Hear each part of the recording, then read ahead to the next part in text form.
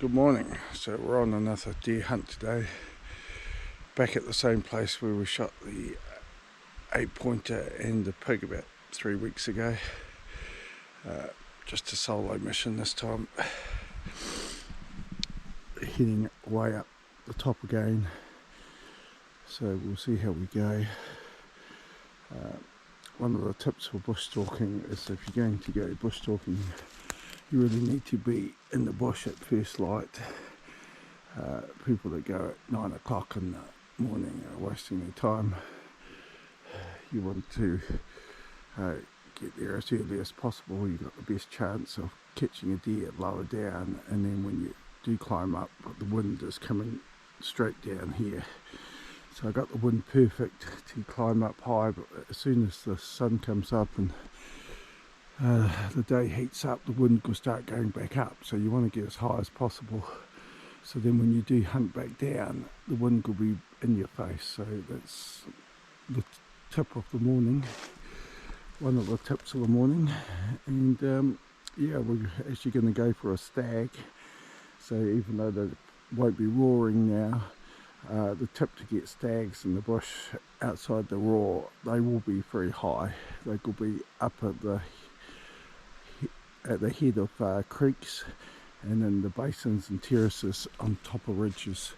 So you know, there's a good chance we will probably see a deer on the way up here, and if we do, I'll probably shoot it. But if I can get past that and get up high, way up the top, there's a basin way up the top which we never got to last time. I'm quite sure there'll be a stag there, so we'll see how we go. But if I get that far, there'll be a good chance we'll see a stag and maybe get one. But if we don't get that far, we may see something else and may shoot it, may not. We'll see how we go.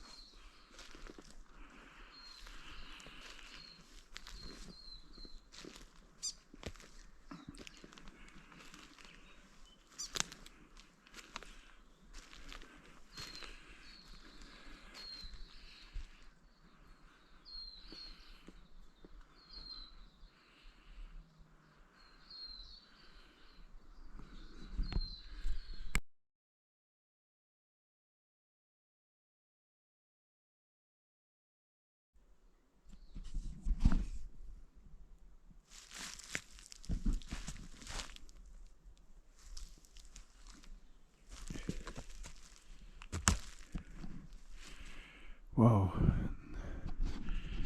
well, that's hunting for you.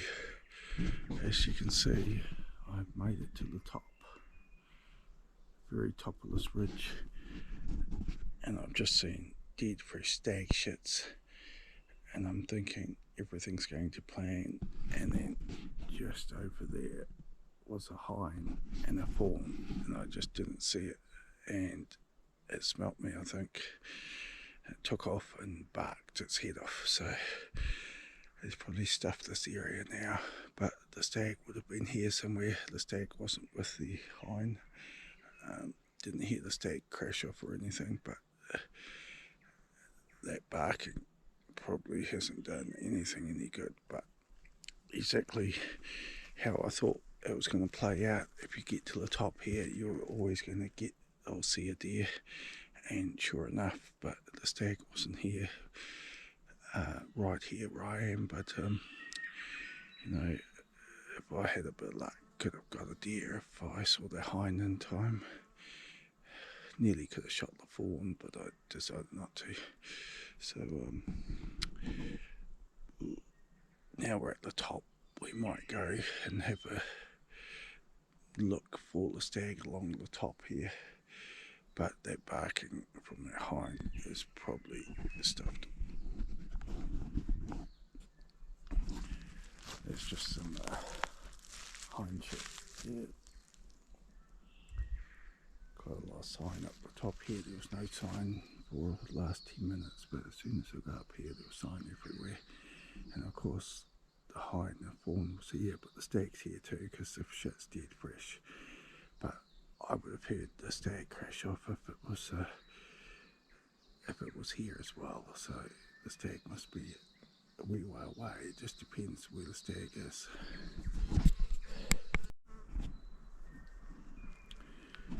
So anyway, so we just missed out on maybe that stag that was here somewhere with our hind barking, but that's how it goes. But here's another tip for you when you're bush stalking.